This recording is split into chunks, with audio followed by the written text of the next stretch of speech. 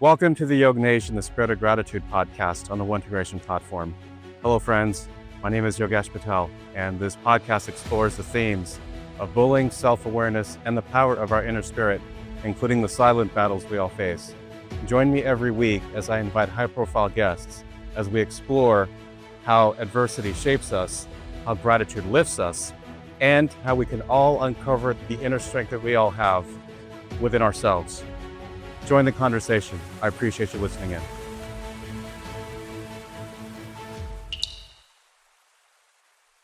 My next guest is Jen Hardy, CEO of Hardy House Media. Her first podcast, The Jen Hardy Show, is a variety show that features interviews and shower thoughts.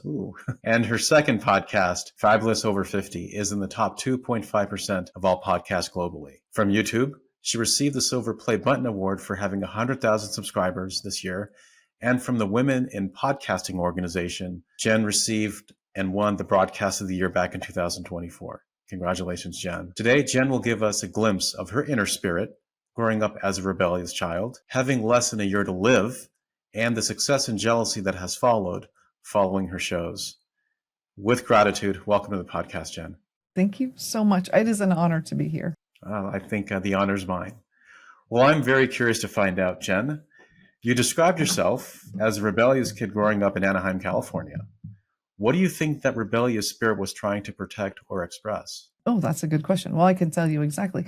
I had two alcoholic parents and narcissist parents, and it was difficult, to say the least. And, I've spent a lot of time thinking if I could go back and do things, how would I do them differently? It took me a really long time to figure that out. Definitely would, though. But I think it started from that. Yeah. Trying to navigate that as a child. What were those thoughts and emotions, if you don't mind me sharing, if you don't mind me asking? Sure. I mean, thoughts about like, if I could go back kind of thing? Yes. I think I would try to learn more about human behavior and how to be a better one and, how to deal with it. But, back then, say 70s and 80s, when I was a kid and a teenager, we didn't have the kind of knowledge that we do now. You couldn't just Google something, and you kind of knew what you knew and you knew who you knew. And, if that couldn't help you, you were kind of stuck. And I think I'm very thankful for things like what you have right now, to be quite honest, bringing awareness to things. For instance, Tourette's and bullying and that sort of thing. And it's funny because your platform is bullying. And I actually invited the gentleman that played in Revenge of the Nerds to come on to my show to celebrate 100,000 views. Because back in the day, I was a nerd. What, is that Ogre? What's that? No. Oh, what was his character's name? Carradine, Robert Carradine, in real life. I asked him because, back in the day when I was a child, being a nerd was not cool. But when I was thinking about it before I came on the show, and I thought, okay, but we're going to talk about things, right? Do a deep dive. What did people tease me about? And in hindsight, it was because I was smart and I was tall. And as an adult, those are things I'm not embarrassed of or sad about. But for some reason, when I was a child, I don't know, I was made to feel horrible about that, isn't it? I thought that was really, it's interesting to look back on. What did Robert Carradine have to say to that? He didn't have to say, he didn't say anything, but he was invited. So. Oh, he was invited. Okay, gotcha. I don't know him personally, but I reached out and I said, because he's had an interesting life as well. And I said, hey, but yeah, we'll see. Maybe next year. Again, going back to that theme of what you learned and the expressions as a rebellious child, what did it, or how did it evolve into the strength that you lead with today? I think we have two choices when we have obstacles in our lives, right? We can stop at the obstacle and decide that we're stuck, or we can decide to learn how to get around it. And I've had a lot of obstacles in my life, and it's built up the strength to climb up and over things. And so I've decided to make a conscious effort to move forward and just keep moving forward. And instead of, when I look back, I used to feel hurt and sad and all those things, but, I'm of an age where my life is now my responsibility. I think it's always our responsibility. And, instead of looking back at things that happened maybe as sad or I wish they were different or whatever, now I look back in gratitude and say, I'm the person I am today because of what happened. But in order to think that, though, and to believe it in your inner spirit, there must have been someone or something that made you take take note. I don't believe that things like this happen in a vacuum. There perhaps was maybe a support system or something that you read that led you to finally take pause and do smell the roses, as they say. So I don't talk about it very often. But I am a religious person, and so for me personally, that has helped a great deal. Because for me, I mean, my own strength, there are times that I'm a very weak person. And I think knowing that there is, for me, that someone out there or something out there that I can reach out to that, is very helpful for me. My husband has also been an incredible support. And I know they say, we're supposed to find it all inside, right? But, there's been some rough things that have happened in the last few years. And it is nice to have someone there to be your rock as well. And know us, Yogi, I think this is the thing. Knowing that there's someone out there that knows you, really knows you and loves you anyway, there's something to be said for that. And for a lot of us, it's a parent, right? So for a lot of people, that's just innately, that someone knows all of you and loves you. But if you haven't had that, to be able to find it is life-changing. And you made me really think about what you just said, because I happen to look at today's society, both parents and kids, where we are, stuck on our phones, all the negativity that comes with, mannerisms. I happen to believe that for a child, how would they know that without someone telling them, whether that's a parent, a teacher, uh, perhaps someone that they trust? I don't know, because now I'm kind of getting into the frame of mind of, with your collective experiences and the gratitude that you showed, how do you teach that to your kids?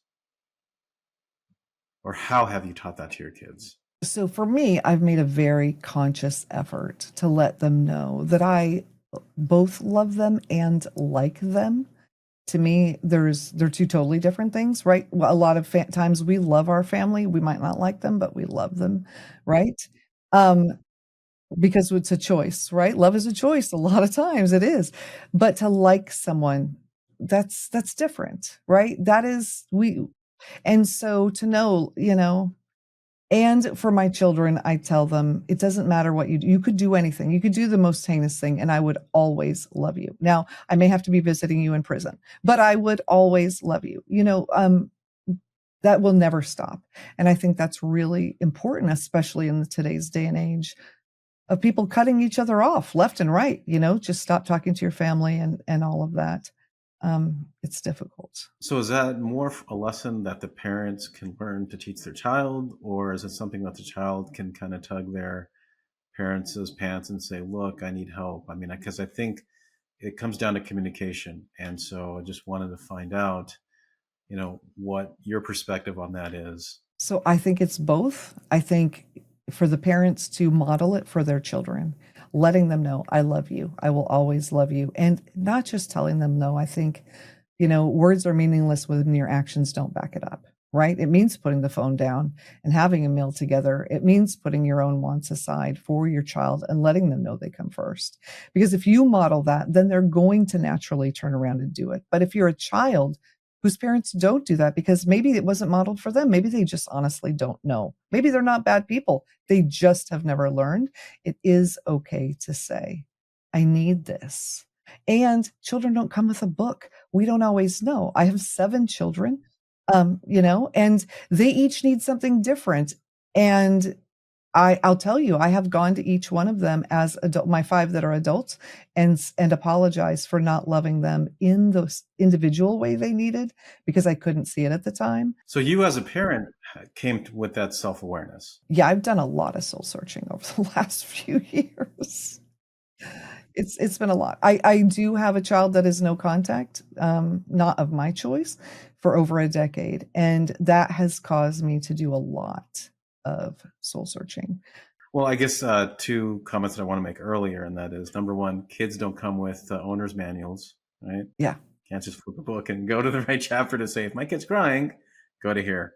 But also, it looks like just from a greater societal theme, it looks like, and I can empathize and understand, parenting cannot keep up with technology. It is very hard to keep up with technology as a parent.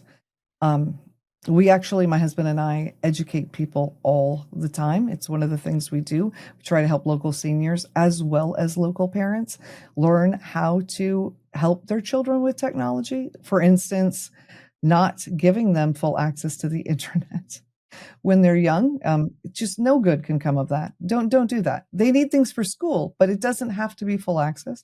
And learning that you can set boundaries. I think there's a lot of parents today that think that they shouldn't set boundaries, and I think that is to the detriment of their children, to be honest. I agree. And people perhaps, or parents, need that validation to say it's okay.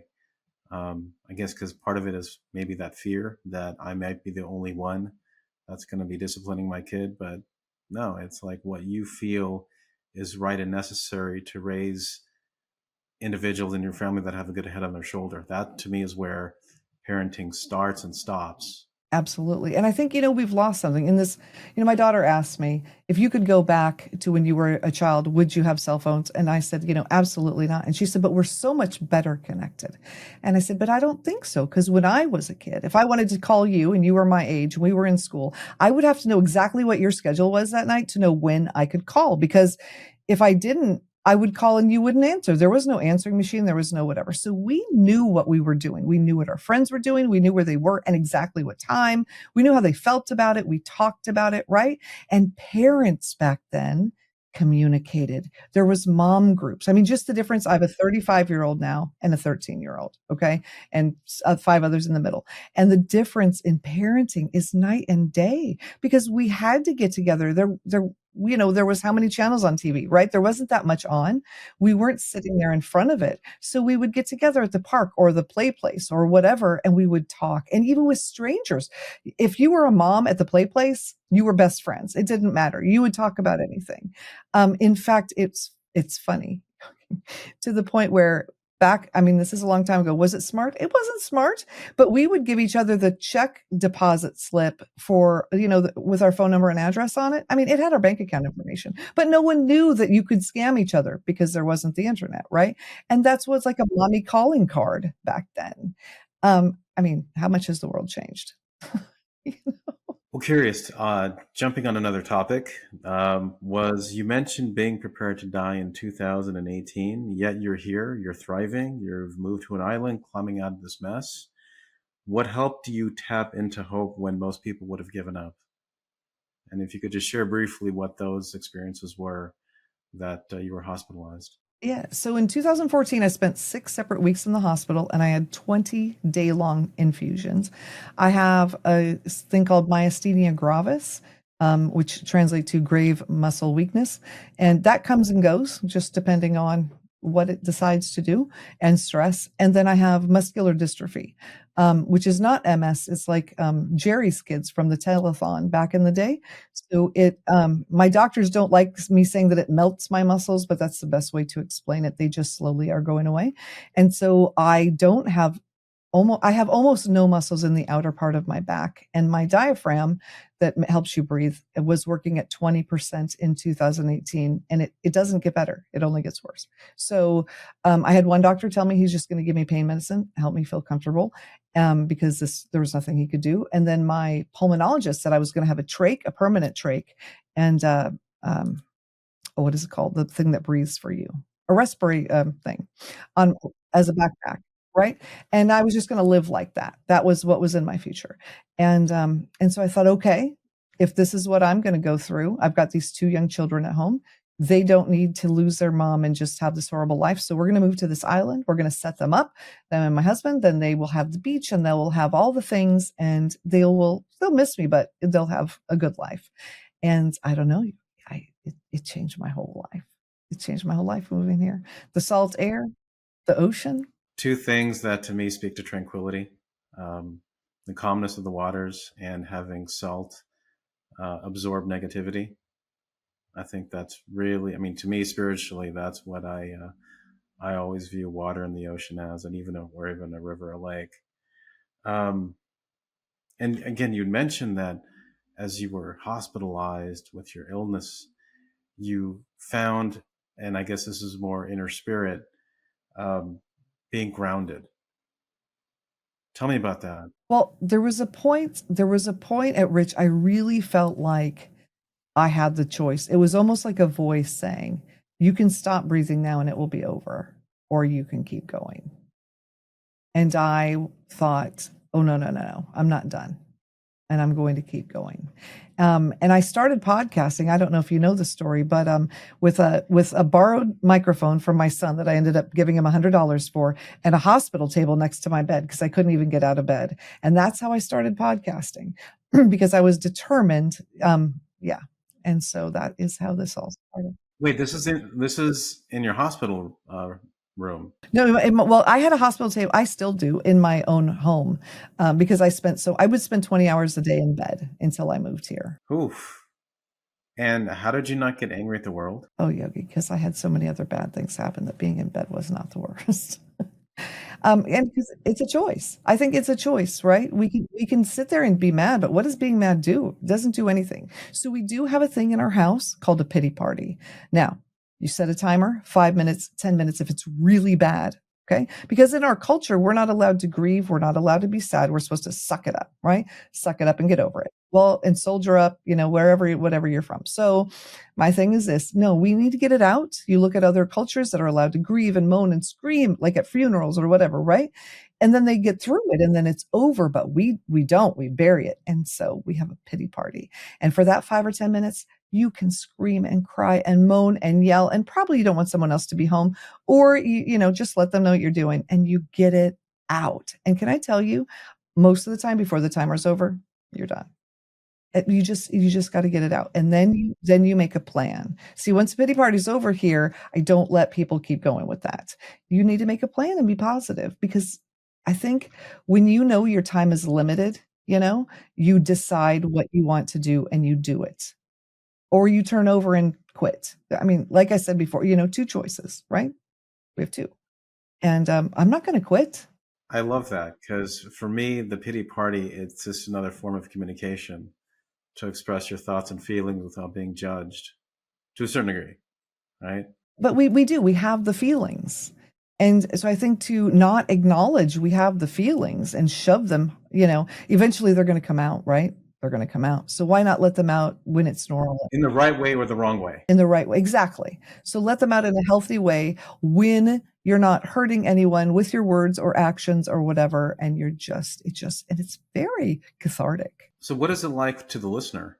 Are they able to like say, but, right? Or do they just try and calmly stay disciplined and listen to what the other person's trying to communicate? Oh, no, this is something you want to do when you're by yourself. You want to be in your own room doing your own thing. This is not in front of others. This is not like the Festivus poll where we're airing our grievances. This is your own thing where you get to say anything you want about anything without another human judging you, just getting it out. Yeah. So the walls can hear, but that's where it starts. That's where it stops. Exactly. Maybe what happens if walls can talk? that would be dangerous. Right? Oh my goodness. This is amazing. This is incredible. And transitioning to two of your podcasts, what do they have in common? Curious to find out. My personality is what they have in common. That is about it, because both of them I do completely different than what everybody tells you to do. Everybody tells you to do your podcast a certain way. I do none of those things. I fly by the seat of my pants. I do minimal editing. Yeah, I make my own songs. I do for intro and outro. I do all my own stuff. And so that's Fabulous Over 50. I wear a lot of glitter and sequins. You're not supposed to do that over 40. I don't care. So that's over 50. We are celebrating at being what we want to be. And people like it anyway. That's your lesson. That's your takeaway when you're listening. Do things your own way. And the second part of do things your own way is when I started my YouTube channel, it was supposed to be an extension of Fabulous Over 50. And so I batched out 100 shower thoughts, the kind of thing like, why do we drive on a parkway and park on a driveway, right? Those random kind of thoughts. And I stand in the shower dressed holding the shower nozzle for a microphone, and my phone, that's all I use, and I just say random things, because I always thought it'd be fun, and why doesn't anyone do shower thoughts in the shower? That never made sense to me. They're shower thoughts. But I also released an episode of a judge, and I love her, Judge Stephanie Boyd. She's beautiful, inside and out. The world's a better place because she's a judge. And I didn't know she was a YouTube famous judge. I didn't know that was a thing at the time. And so I got all this feedback that said, "We love your interview, but we hate the words fabulous over 50. My audience is 75% men, equal ages across the board." And so I changed it to the Jen Hardy Show because what does one do? And that podcast is now called Voices of Justice, the part where I interview the judges. And I do that, Yogi, with glitter and sequins as well. And there is no one who interviews judges quite the way I do. Interesting to say the least. I haven't quite picked up on that. Maybe I should have done some more homework and research before asking you that question. Because for me, I did have Judge Lynn Toller from a divorce court who was anchored the courtroom from 2006 to 2020. And so for her, a lot of what she shared was around emotional intelligence. So I thought that was really important. And then just kind of going back to, what you shared about the personality that you had between both podcasts. And I like to sum it up as you being you, right? And how this message that we're speaking today can perhaps might impart some wisdom or knowledge or perspective on kids, especially those young adults and adolescents, that they are afraid to be who they are. And I think that's so important that we have to let them feel how they feel. Oh my goodness. Can I tell you? Yes. Especially if you're younger, because this is one thing we talk about the Fabulous Over 50 podcast, is that there's something very emotionally freeing for a woman once she hits 50. And I think some of it is that she's not noticed so much anymore in society. And so she finally gets to be who she wants to be and who she's always wanted to be. But can I tell you that out of that has come this incredible life that I never thought I would live. And if you are any age, I highly recommend you be the person that you know you are inside and quit being who everyone else wants you to be. Because if you do that, no one's happy. No one's happy. You just have to be yourself. And some people might not like it. What do you mean? I'm sorry. What do you mean no one's happy? Well, because if you're pretending to be who you think other people want you to be, right? Then you're not yourself and you're not ever quite satisfied. There's always something missing when you're trying to meet everyone else's needs emotionally, physically, on the outside, whatever, right? But when you finally start stepping into yourself and you're fully comfortable in yourself, then you can be present for other people. Brilliant. And I think that is, citizens of YoggNation, that's what I like to call my listeners. I think that is the key moment that Jen describes in terms of what this podcast is really designed to do, to help others overcome adversity, whether it's bullying or fighting their own inner demons. And Jen just made a very excellent point about what it's like for that individual not to be themselves, not to be happy. And that's certainly not what we want in our society here today. And finally, this has been wonderful, Jen. Living the dream, right? I mean, I guess, you're a living embodiment of what that is like, granted with the hard work, success, the blood, sweat, and tears that come with achieving what you've already accomplished. But again, that term living the dream, and we talked about that in the pre-planning call, can often attract jealousy and even cyberbullying. When did you realize that criticism or hate from others wasn't a reflection of you, but of them? So when I got my first hate thing, whatever, comments or whatever, I reached out to a friend of mine, and I don't even know which one it was. And I'm so thankful, whoever it was, because they said, "Oh, once you have a hater, that means you're successful." And I've just run with that. You know what?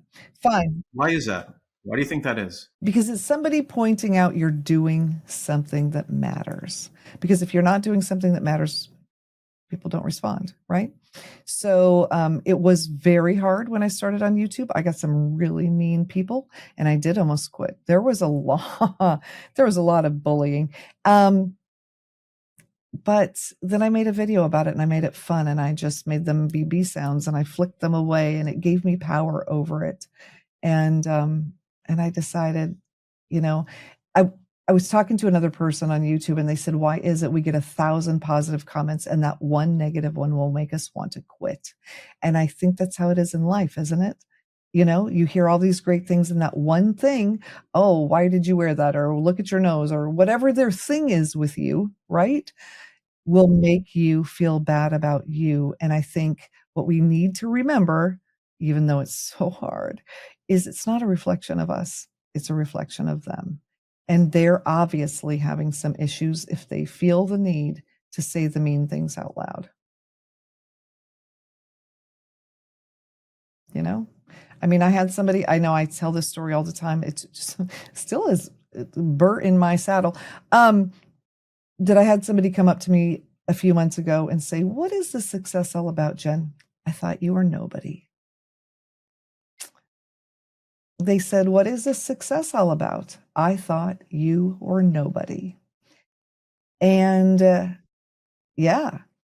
And those are words you're not supposed to say to somebody out loud. I mean, a lot of people may think them, but you don't say them. But, that person really, for some reason, needs to put other people down to feel good about themselves. And I think that's what you need to remember. Unfortunately, there are people like that out in the world, and it doesn't mean anything about you. It's them.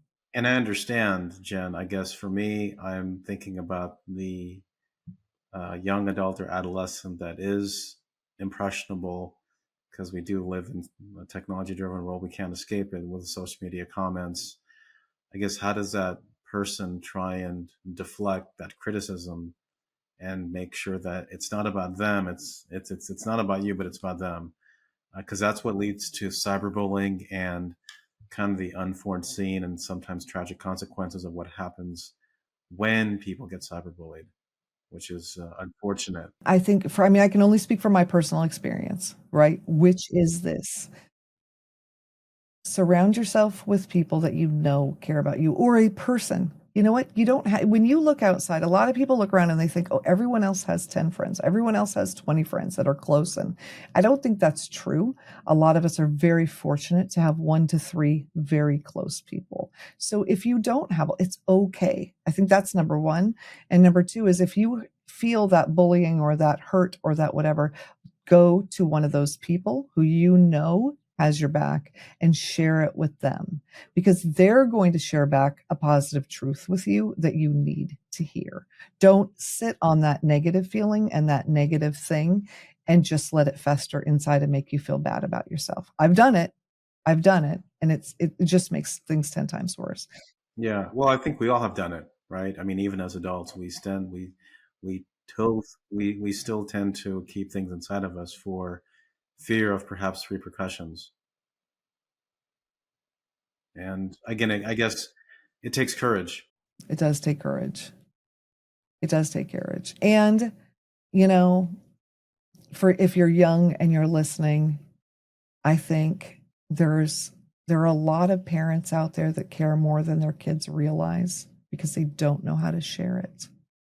And I think getting back to your question earlier, is it appropriate for a child, which I'm sure you know the answer to, but absolutely go to your parents and tell them what you need. I'll tell my kids, if you need more attention, I need you to tell me, because I'm busy and I'm focused, and sometimes I lose that focus, and they will come to me. They trust me enough to say, I need your attention now. Can we go do something?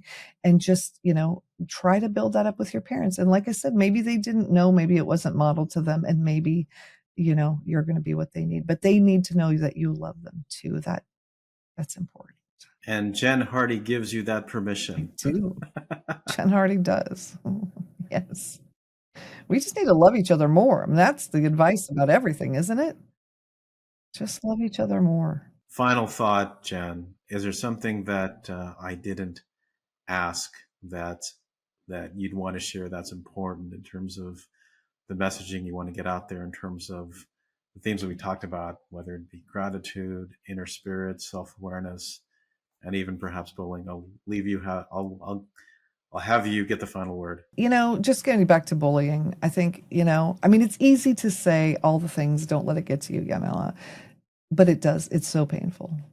I feel like, especially for people who are younger, I don't know. It just is. because your feelings are so much stronger, I think. Once you're older, you've had so many things happen that I don't know. But where was I? It's so important to know that you are the person you are meant to be in this moment, wherever you are, whatever you look like, whatever your circumstance.